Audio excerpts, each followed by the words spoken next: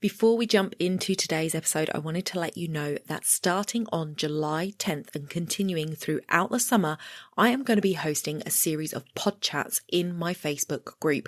I'm going to be talking to podcast hosts about their podcast journey, why they started, why they continue, the troubles and tribulations along the way, the brilliant ahas that they've had, guests, all of the good stuff. We're going to be talking about it all in my Facebook group, Start a Podcast UK. Come over and join the group at facebook.com/groups/Start a Podcast UK. Come and join the conversation. I hope to see you there. You're listening to the Mindset and Action Podcast, the place to be to grow and streamline your business. I'm your host, Donna Eade. Let's jump into the show.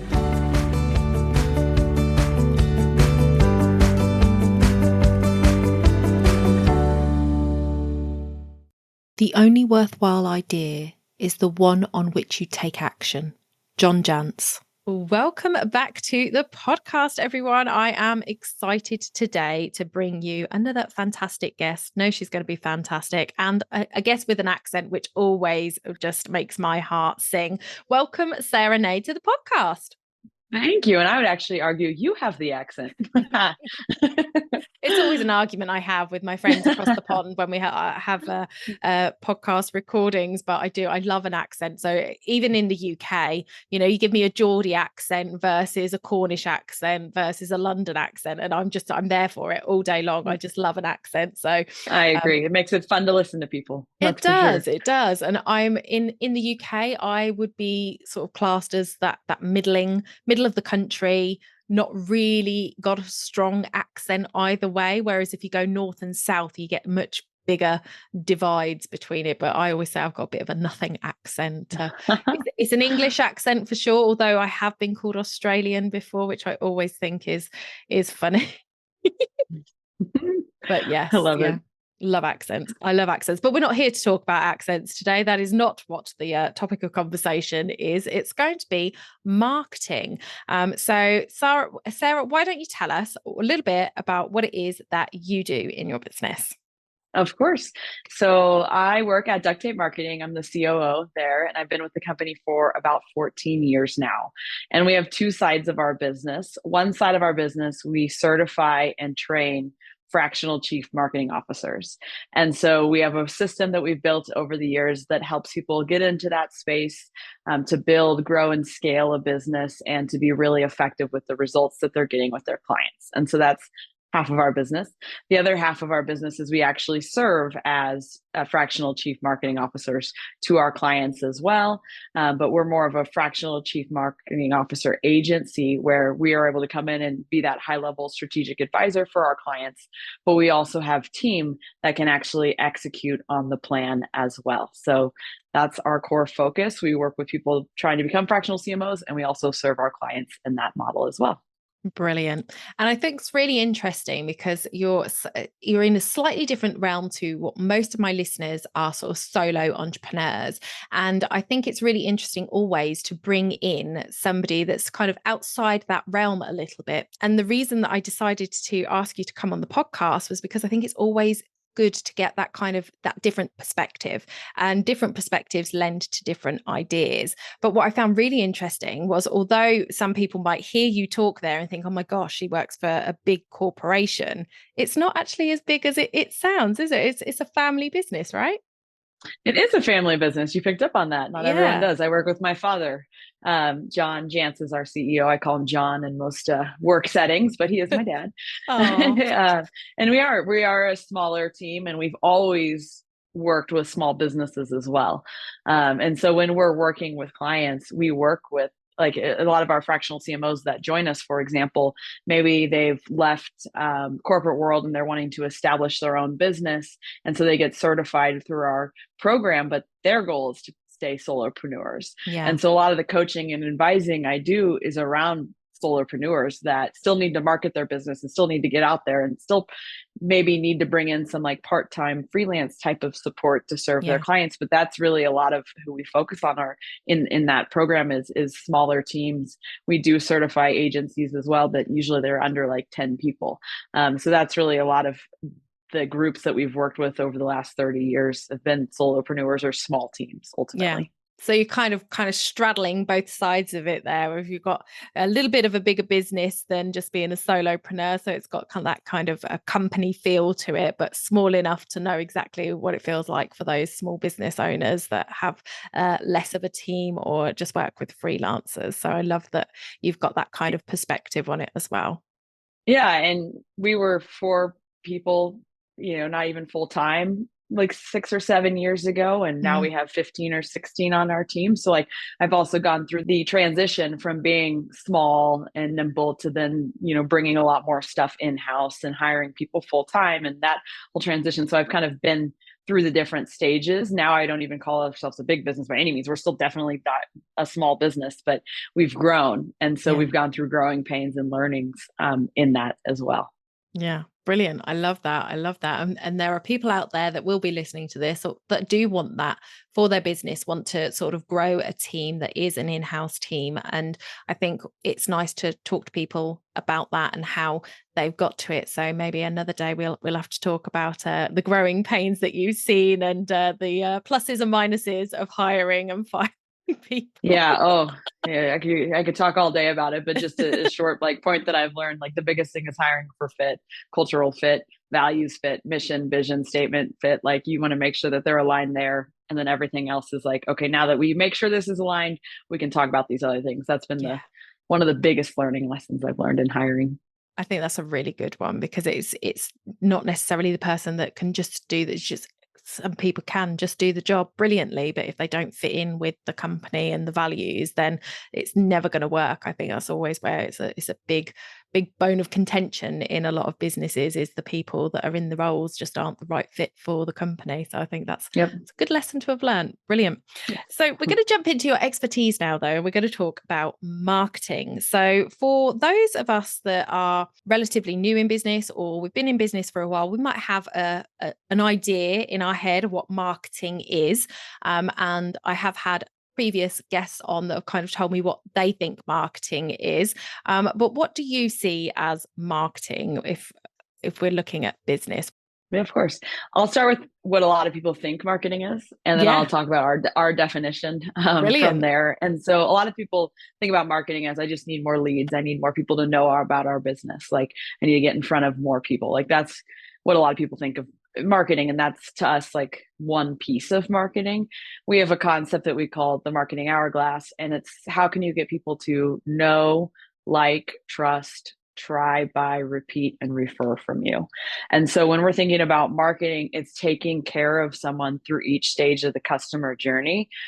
Because then you're building credibility, you're building trust, you're getting more people to move forward. Once they move forward, you're hopefully selling more to them if it makes sense. And then you're turning them into referral sources. And so they're becoming marketers for your business. And so we're really thinking about marketing in this way, where it goes from marketing to sales and customer service, but we're making sure those teams are aligned. And even if it's one person doing all those things, we're making sure that the experience is consistent throughout the whole entire customer journey. So that's our simplest definition of marketing is the hourglass.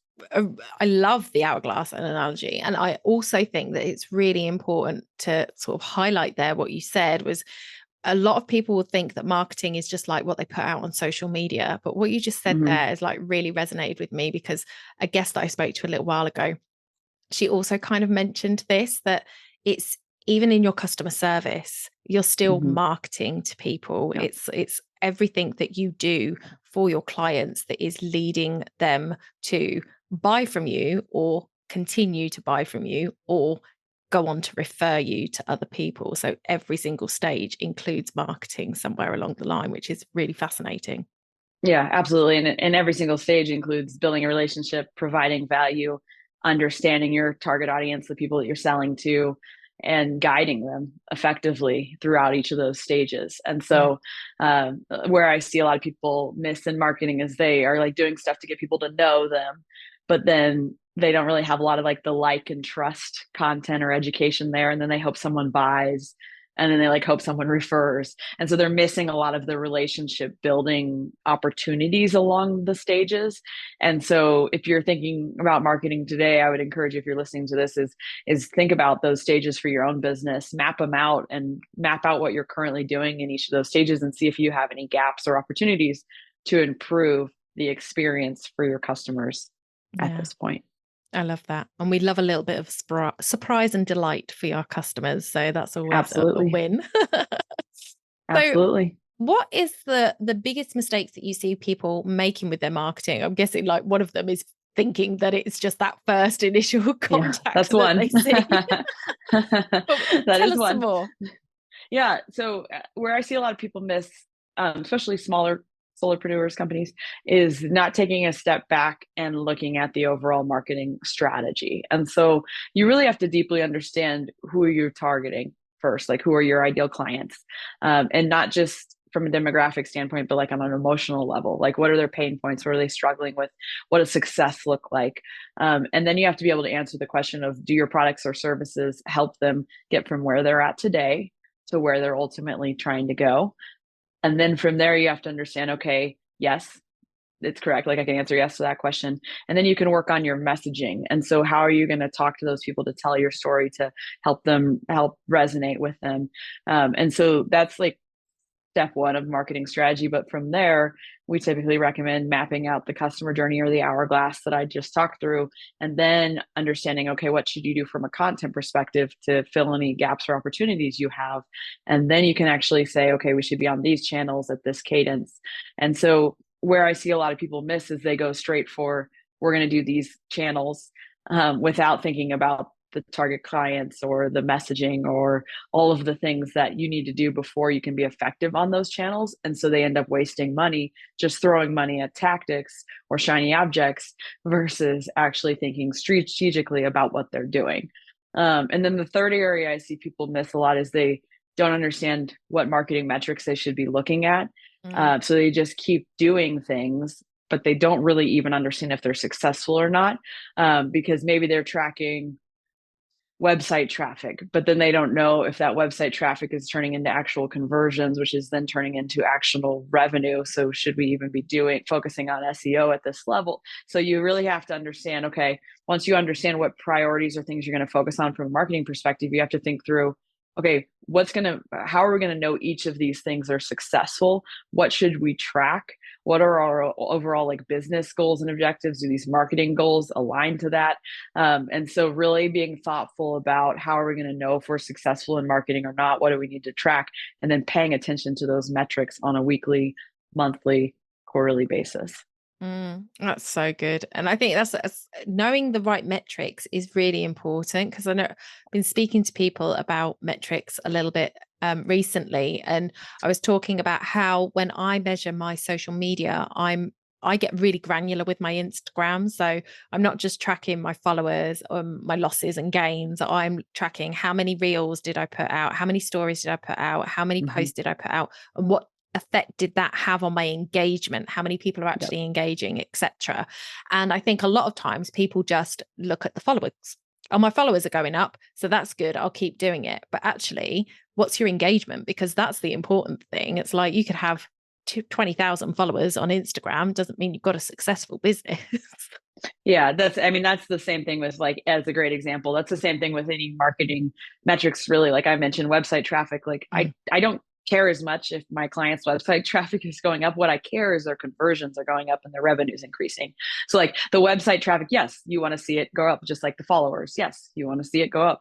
But what you care about in social is the engagement. What you care about on the website is the conversion that then hopefully turns into sales. And so, you have to have different metrics throughout different stages, depending on the tactics you're looking at. But really your goal is a lot of times more clients, increased revenue. And so what metrics do you need to track leading up to that shows that specific channel is successful? Yeah. It's so important, I think, to dig a little bit deeper than just those top level metrics that we think, oh, those are the fun ones to track, isn't it? Oh, yes, I'm getting more followers. It's just such a vanity metric. Yeah. So yes, definitely dig a little bit deeper and find some metrics that are actually going to make a difference, because that's when metrics can become fun. Because I know a lot of people are like, oh, I don't like tracking stuff. But actually, when you can see that freebie that you created has just generated 100 leads into your business and 3 of them have converted, then you're like, oh, okay, what can I do to improve that? And that's when it gets exciting, to me anyway. Yeah, exactly. Yeah. I mean, looking at metrics is the most exciting work, but when you're able to see success and you're able to then have a clear direction moving forward, I think that's where marketing can be frustrating for a lot of small businesses is Mm. you're trying all these things and you're really not sure what's working. And so Yeah. that's where like the tracking is really important because it will help direct you. Like you said, if you put on a new asset and you got conversions from it and it's successful, that's probably going to tell you that type of content resonates with your audience, so you should do more of that. Yeah. Versus if you put something out, no one opts in for it, it's not successful at all, then you might reanalyze, does this type of content make sense for my audience, or should I shift to a different platform or a different message? Or, so it just gives you that information that helps you shift based on what the data is telling you. Yeah, lots of testing, lots of testing. So Yeah. marketing is changing all the time. If we go back to when I was a child, Mm-hmm. let's not, but actually sometimes I think it'd be better. When I was a child, there was no internet because that's how old I am. There was TV. And there was, when I first was born, there was like 4 channels, and that was Yeah. it in the UK. I don't know how it looked overseas, but here in the UK, we had 4 channels when I was a child, and then we got a 5th channel, and then we started to get the Sky channels. But back then, that was the way people advertised, was on the telly, in ads, and in newspapers and in magazines, and that was the only sort of marketing we saw from people. Sign writing on buildings and lorries and things like that. But today, completely different ways of marketing. And so what are 3 things that you have seen in recent times that are like, they're really working really well in the industry right now? Yeah, we've seen a few shifts. Video's working really well. Short form video, you mentioned reels earlier when you were talking about an example. And so engaging, interesting, short videos that pull people in on social, but we're also big proponents on having video on your website as well. And so typically with our clients, we're encouraging like a video on the homepage that tells the story of the business. And then we're recommending like case study videos from your clients or testimonial videos from your clients because people want to see humans in business and they want to be able to experience what it might be like working with you. And video is a great way for them to do that before they actually have a call. So video is huge right now. Another area is, I've kind of touched on this a bit, but like telling your story, connecting with people, being authentic, understanding your clients, speaking directly to them. We're seeing a shift in that as well. Like people want more of that from the brands that they like versus, brands. They want to understand that you're speaking to them and you understand their pain points and you're being authentic and you're telling your story. Like that's a big shift that we've seen. And then another area, this is something that we've always preached, so I wouldn't necessarily say it's a shift, but I think it's really important to diversify your marketing now. And so I'm not necessarily saying you need to be on every single channel, but you need to understand your target audience and then you need to understand where they are. So are your clients on Instagram? If yes, you probably should be focusing on that. Are your clients finding you through Google search? If yes, you should probably be focusing on paid and SEO organic efforts on Google search. But it really comes down to, where are your clients? Where are they finding their information? Where are they hanging out online?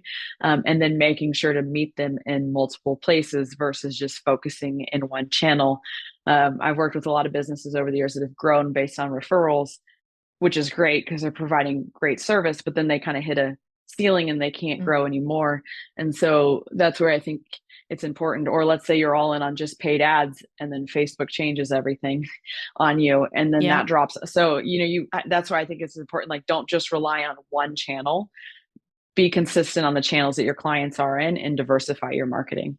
Yeah. I think that's something that I've kind of really noticed with especially solopreneurs and very small businesses, is a lot of that referral traffic, which is absolutely fantastic. And that's like the best kind of business to get, isn't it? Because if you've worked with a client and if they've got a good experience with you, you obviously enjoyed working with them, because it's very hard to to work with people you don't like and it be a good experience.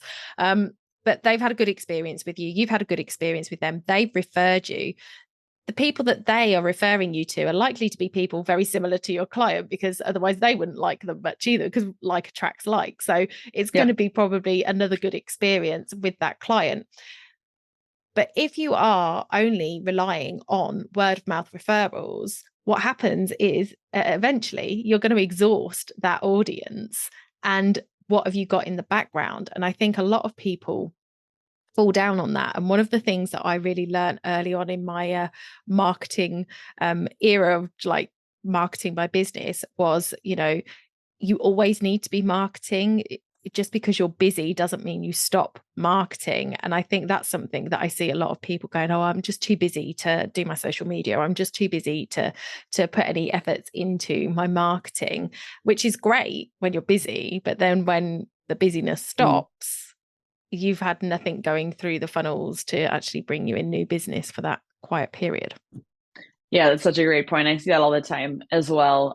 When we like certify new fractional CMOs or marketing agencies, for example, they'll just get really busy in like their clients' work and their business will take a second seat.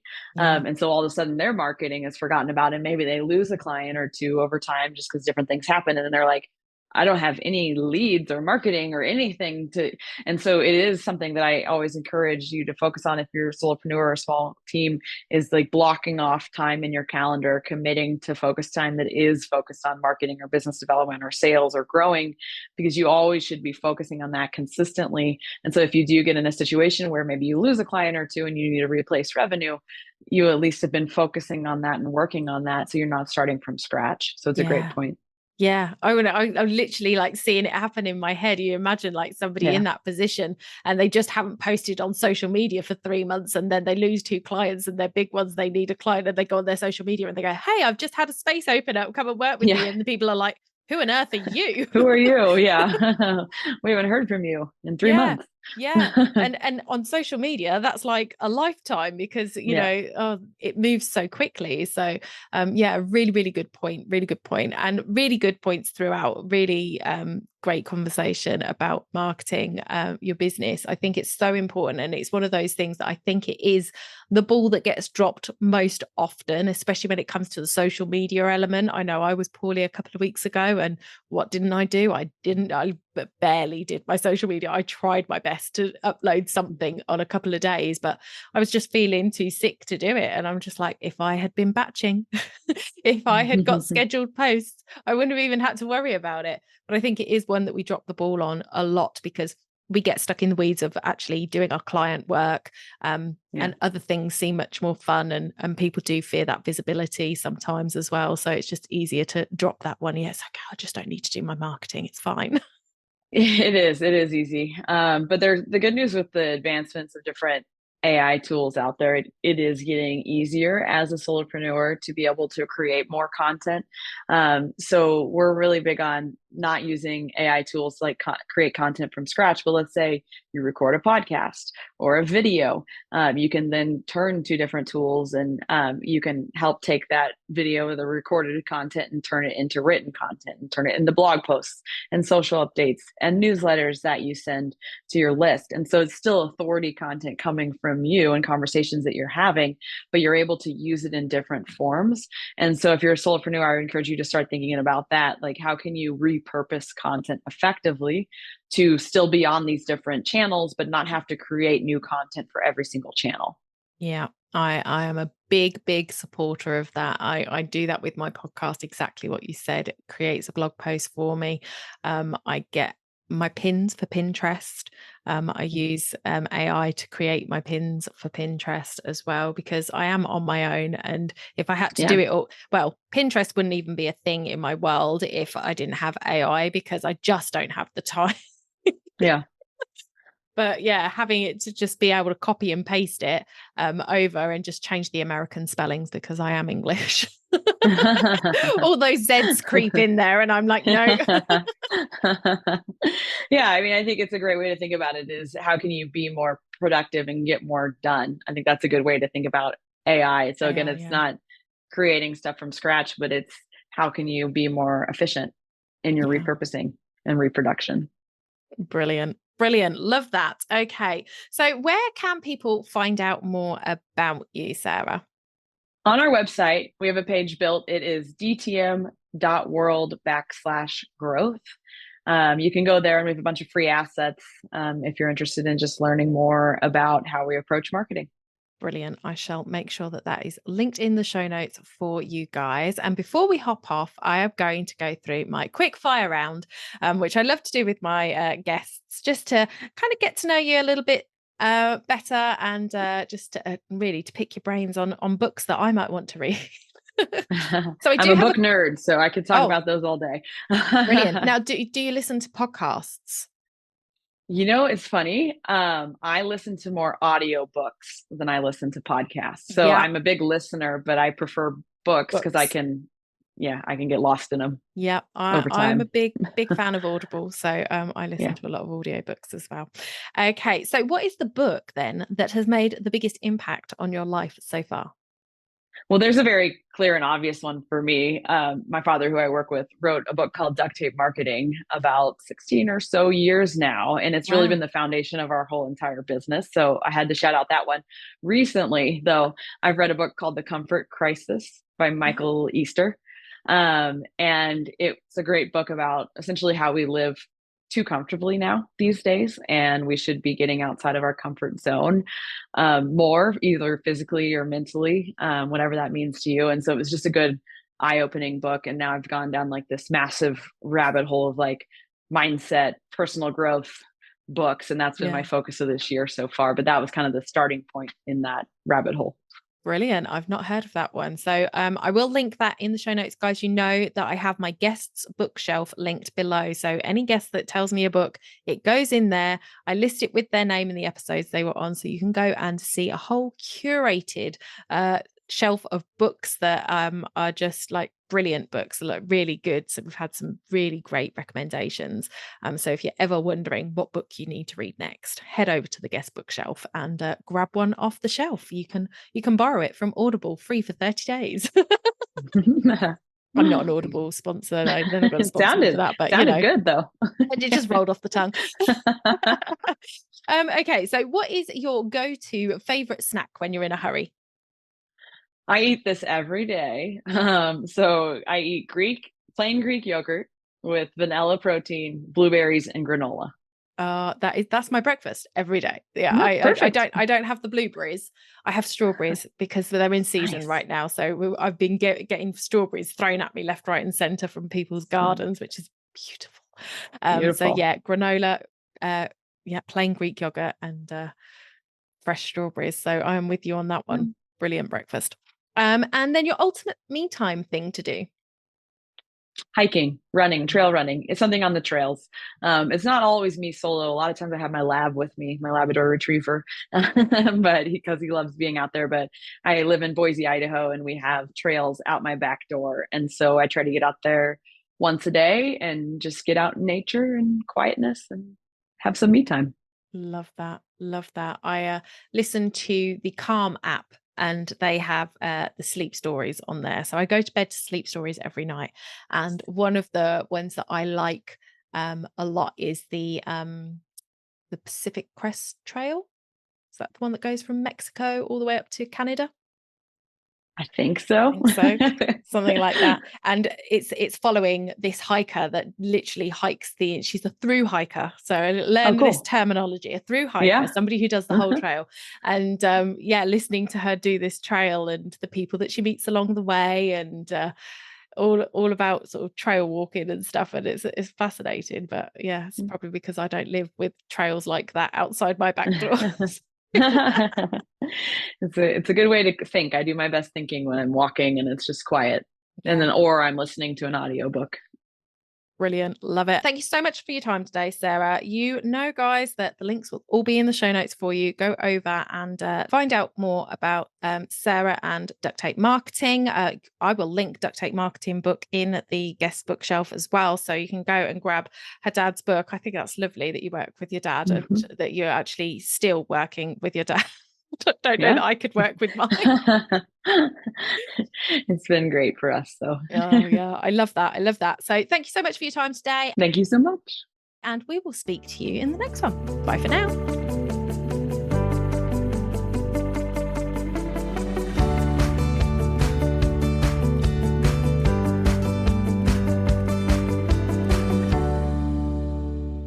Don't forget to hit those stars and leave a review of the podcast where you listen if you found value in what you heard today. It's a free way you can help the podcast reach more people just like you.